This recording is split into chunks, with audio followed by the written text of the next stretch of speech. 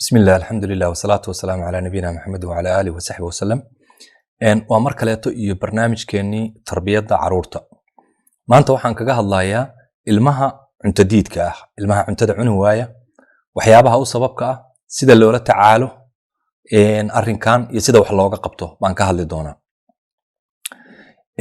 Horta marka hore waxay ku xiran tahay ilmaha deediisa, laakiin waxaan uga hadlayaa si guud. Ilmuhu waa kala duwan yahay. Ilmo yar oo waxa jira 5 bilood 6 bilood jiro xataa caanaha diido aad u yar. Laakiin waxyaabo waxa jira u sabab ah arrinkan. Bini aadam baan nahay, Ilaahay horta koow wuxuu inagu abuuray baahi la yiraahdo inaan wax cunno, waxna cabno. Mana ka maarano cuntada. Oo taasi waa arrin daruuro ah oo inagu jirta. Sidaas aawadeed waxba u sababa waxan, wax iska yimaadana maaha. Marka koowaad aragtidayda aniga sida aan qabo, marka aan ka hadlo Soomaalida inaga dhaqanka aan leenahay, ilmaha cunto diidkiisa waxa ugu weyn oo u sabab ah waa dhibaato nafsiyan ah, maskaxiyan ah ama psychological ah oo ilmaha xagiisa ka yimaado cuntada ka qaado. Heer waxay gaaraan in ilmaha xaaladdu ay aad u xumaato cuntada diidisteeda aawadeed, markaas oo lagu magacaabo disorder ay noqoto, khalkhal ilmaha gala cunto diidnimada ama xanuunba ku noqotaba. Iyadana waan ka hadli doonaa haddii Ilaahay idmo sida ay ku dhalato. Dhibaatadan marka waalidku waxa wanaagsan koow horta inuu isweydiiyo maxaa ilmahaygu cuntada u diidi, maxaa u sababa.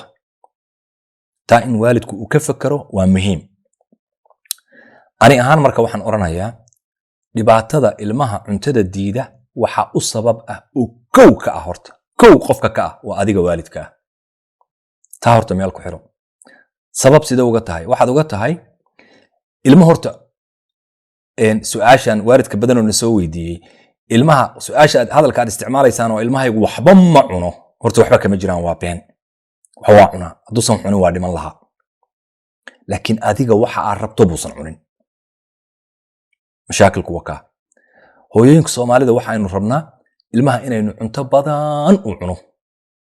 si uu cayilaho u weynaado. Mana garanayo sabab arrinkaasi meesha uu fikirkaasi uu inaga yimi. Ilmaha calooshiisu marka caloosha qofka weyn loo eego, calool yar buu leeyahay, wax yar buu cunaa.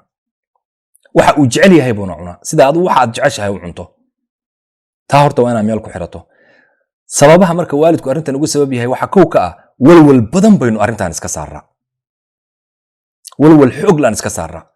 Walwalku wuxuu ku yimaadaa inaan ilmaha ku qaylino, inaan cuntada ku khasabno, inaan ku dilo, xataa hadday wajigeena ka muuqato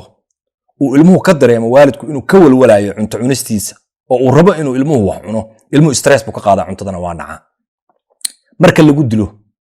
marka lagu khasbana wuxuuba ka qaadaa wax la yiraahdo trauma oo disorder keenta, inuu cuntadaba u arko wax xun. Arrinkan muuqaalo horeetana waan kaga hadlo. Uu kaba waashaba uusan ba arki karinba magaca cunto. Laba qaada ka qaato in yaro gaajo biisa kadibna ka dhaqaaqo.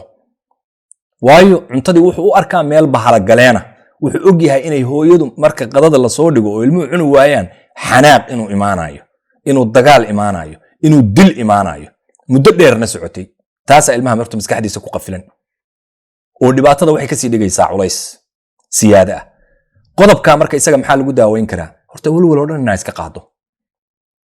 Inaadan haba yaraatee kala jeclaan ilmahan cunto cunistiisa. Inaad iska qososho cuntada soo kari keen. Waalidka qaarkood waxyaabahan kula taliya waxa kamid ah meesha aad ka leedihiin ilmahaygu cunto ma cuno oo lagu khasbaayo, waxa ani ka jecelahay waana tijaabiyay, waan sameeyay, cuntaba ha karinba. 3 jir 4 jir 2 jir baa ku jooga, cuntaba guriga ha ka karin. Quraacda jooji, qadada jooji, cashada jooji, maalin dhan oo bilaa cunta guriga ka dhig. Haddii jikada la isku dili waayo oo la gaajoon waayo oo raashinka qalalan bariiska iyo sokorta la qariiri waayo, anaa waxba kala aqoon. Baahi Ilaahay qofka ku abuuray baa meeshan taala. Ma aha baryood. Haddaad fahamkeeda yeelato waxan waa wax fudud, ilmahana waxbuu cunaaya. Laakiin adiga culays ka qaad. Stress kan iska qaad. Cuntada soo kari, miiska soo dhig, hala cuna dheh. Haddii la cuni waayo, dhinacaaga ka fariiso, la cun. Gogol ama miis meeshaad wax ku cunaysaba la cun. Ha ka hadlin, cuna ha dhihin, afka ha ugu gurin. Mashaakilaad fara badan baa jira. Afka markaa ugu gurto, adigaaba mas'uuliyadiisa la wareegay. Ilmo isaga cuni kara. Ha ilmaha sanadka ka yar ama halka sano jiray ilaa sanad iyo 4 bilood baa ilmaha afka wax loogu guri karaa sida anigu tijaabiye ilmaha sanad iyo 4 bilood jiray haddii meel gooniya la fariisiyo kursi si fiican loogu fariisiyo dheer ama dhulka loo dhigo ha qubqubo laakiin wuu cuni cuntada weliba inta uu isagu rabo oo uu ka dhergo oo ku filan buu ka cunaya ha eegin laakiin ha u fiirsan ha u leexleexin ha bahalkiyeynin farax uga qaad maanta sidaas samay bari sidaas samay waxaad arkaysaa marka dameeto isagoo saxankiisa dhamaystay maalin ilmaha abiteedka xogaa waa hooseeya sida inagoo aynu nahayba maalin wuu koreeya marba waa si fahamkeeda yeelo oo faham wixii ilmaha horta marka ugu horeysa walwalka hooyadu khaasatan hooyooyinka Soomaalidu waa inay iska qaadaan waxaan waa dad tijaabi arrinkaas samay maalin dhan cunto guriga ha ka karin arag waxa dhaca cuntadan iyaga kaaga baahi weyn iska qaad walwalka ilmahan waa kii wax cuna sharoobo iyo waxaas waxba ma taraan waalid baa waxay aaminsan yihiin walaalow daawo ii sheeg ilmaha abiteedka u furta abiteed maaha waxa ilmaha ka xiran ilmahani arrinkan haystaa waa arrin nafsiyan ah oo waalidka ka yimi walwalka waalidka stresska waalidka ayaa isagana stress iyo walwal ku riday qodobkaasi waa qodobka koowaad arrinta labaad oo ilmuhu cuntada ku diidaa waxay tahay caruurtu markay yar yihiin oo 7 sano ka yar yihiin waxay jecel yihiin 2 saac 3 saacba in maaragtay hadba afka wax lagu dhufto bay jecel yihiin gaajada waqtiga dheer uma dul qaadan karaan marka qadada laga daahiyo oo 8 saac labada duhurnimo qadadii la keeno saaka quraacdi ahayd ugu dambeysay gaajadii qofka waa ku noqonaysaa adigaaga weyn bay kugu noqonaysaa waa ku baaba'aysaa markay ku baaba'do sokorta dhiiggiisa ku jirta hoos u dhacaysa stress buu bilaabayaa ilmuhu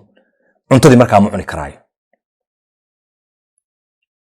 waa inaadan waqtiga cuntada daahin ilmaha waqti ku habboon aad isleedahay ilmihii hadduu gaajaysan yahay cuntadii usoo dhigto markaa usoo dhigto dhinac fariiso cuntada geeskaaga ka cun arrinkaana sidaan muuqaalo horeeta ku sheegay cunto cunista marka hore ha laga shiro cunto damo qof lagu khasbaayaa ma jirto cunto damo qof lagu dilaayaa ma jirto ilmuhu waa inuu taa ogyahay cunto damo qof culays lagu saarayaa ma jirto ani waan karinayaa waan soo dhigayaa qofkii rabaa ha cuno intuu rabana ha ka cuno wixii intaa ka dambeeya waan qaadi qashinkan ku daraaya mar dameeto lama arkaayo cashadaa la sugaaya qadadii haddii la diiday quraacda haddii la diiday qadaa la sugaaya ha u soo gaajoodo waa ballan inuu cuno taa meel ku xiro arrinka kaleeto oo la tijaabin karo waxaa jira ilmaha aadka cuntada cunistu ay dhibka ku tahay hooyadu waxyaaba ay ku caawinta waxaa ka mid ah saxanka cuntada ay ku soo gurtay bay waxay samaynaysaa markay u soo dhigto oo tiraahdo cuna oo ay aragto inuusan cunayn bay kala qaybinaysaa saxankii bay qaado intay qaadato dhexda ka kala baraysaa in weyn bay reebaysaa in yarna xaggiisa ay u durkinaysaa xariijin bay u saaraysaa waxay leedahay intaa kaliya cun intan iska daa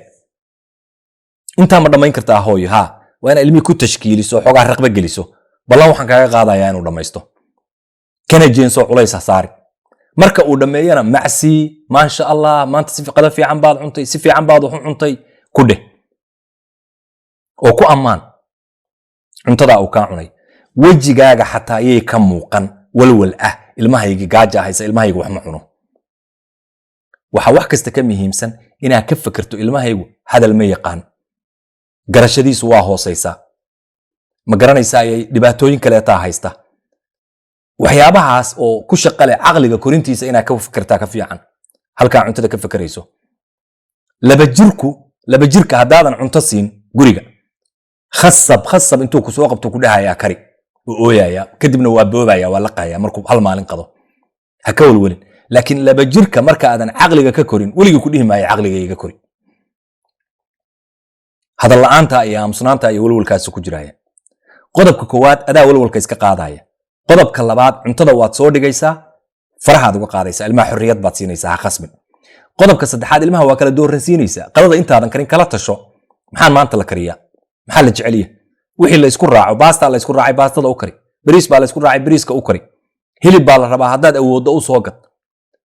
wixii ay jecel yihiin u keen si u soo dhig miiska u dhig faraha uga qaad walwal xaggaa dhig arrinkan waa arrin sahlan oo basiida kow shardiga koowaad waa in aad walwalka iska qaado inaadan ka fekerin ilmahan cunto cunistiisa ayaan culays kugu noqon stresska iyo dhibka inaad ka qaado ilmaha waayo waxaan adiga kugu jira oo kugubaya isagana wuu u wareegaya si aadan dareemin buu ugu wareegaya markaasaa wuxuu kalifaysaa inuu cuntada ka waasho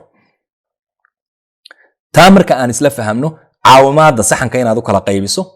kow oo tiraahdo inta tan hooyo cun inaadan ku dilin inaadan ku canaanan inaadan ku qaylin intaa marka aynu isla samayno waxa ballan inuu ilmuhu cuntada cunaayo lagala hadlo lagala shiro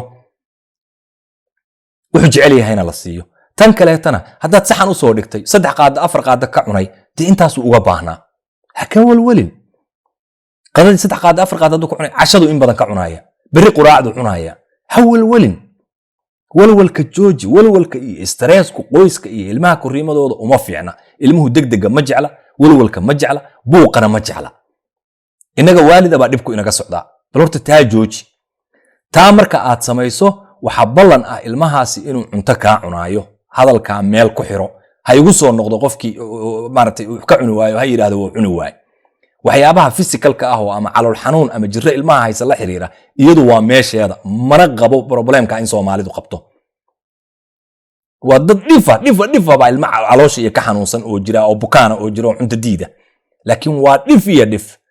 dhibka ugu daran waxa weeye inaga ayaa wadna stresska iyo mashaakilka taa aan qaadno marka horeeto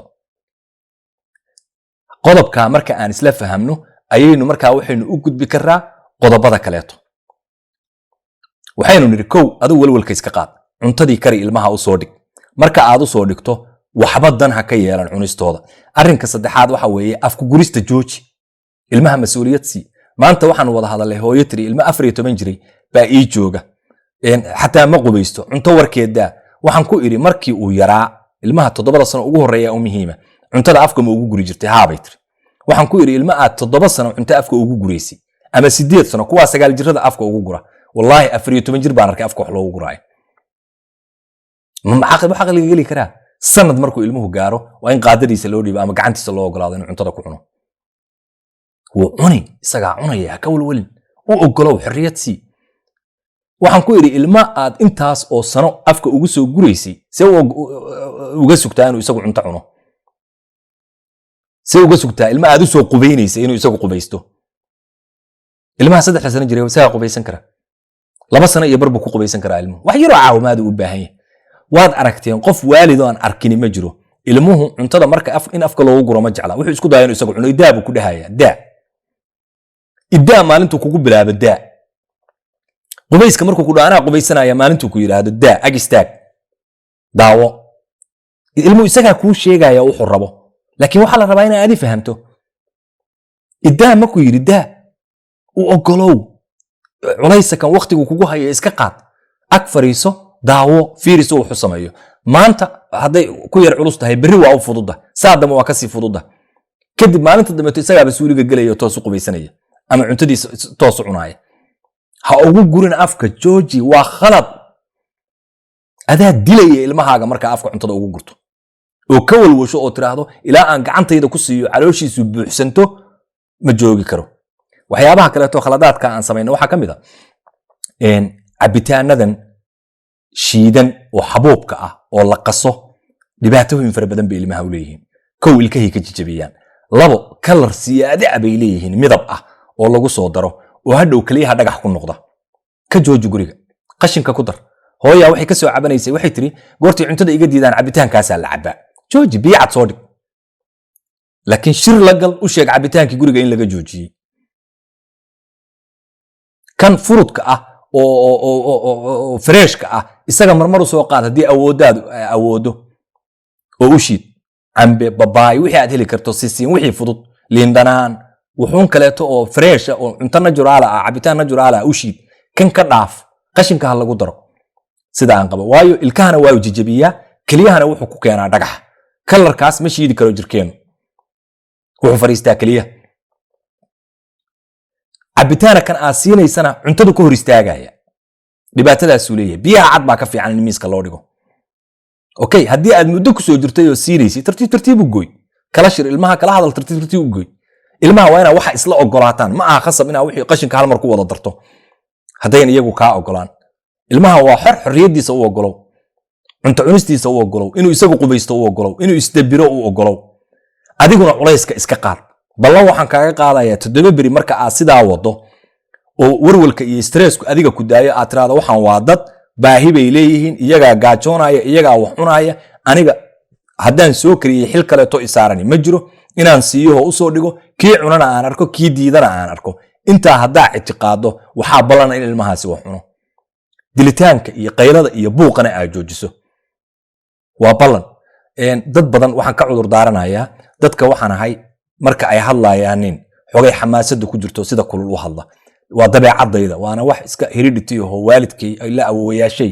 ay lahaayeen wax xumaana kama aan wado mararka qaarkood waxyaabaha qaarkood marka aan maqlo oo xogaa wixii waa ka yar caroonaya oo si waxaan uga hadlayaa uu dareen ku jiro waana dariiqad kulay dadka Soomaalidu ay u badan yihiin la iskuna afgarto taa marka raali gelin baan ka bixinayaa muhiimadu waxa weeye waalidku culayska cunto cunista ha iska qaado markuu taa qaado ilmuhu isaga wax cunaaya inta qodobka meel ku xiro u soo dhig khalaas intaasan maanta dhan ku celcelinaya wax kale ma aan sheegin waana ballan inaa aragto saameynteeda waa ballan inaa aragto waqtiyada qadada ka horeysa quraacda ka horeysa ilmu inuu rooti yar cuno buskud cuno nacnac fara badan cuno waxyaabaha ka ilaali sokortu ku badan tahay waayo sonkor iyo energy badan baa ku jiro ka helaya gaajo ma qabanayso nacnaca oo kale guriga maalinta jimcaha kaliya ilmaha loo ogolaado oo ha noqoto maalin looga farxiyo intaasan ku soo gabagabeynaya insha Allah ta'ala muuqaalada tan waan wadi doonaa waxaan idinka codsanayaa inaad dadka kaleeto oo qaraabadiina ah dadka aad garanaysaan asxaabtiina inaad la wareegtaanin si su'aalahan ay u haraanin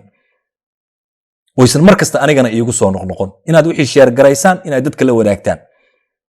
taasna waan idinka codsanayaa dhamaantiin aad baad u mahadsantihiin insha Allah jawaabtana aynu isku soo noqon xal waa la helayaa adduunka waxaan xal lahayn ma jiro oo fududeyn waad mahadsantihiin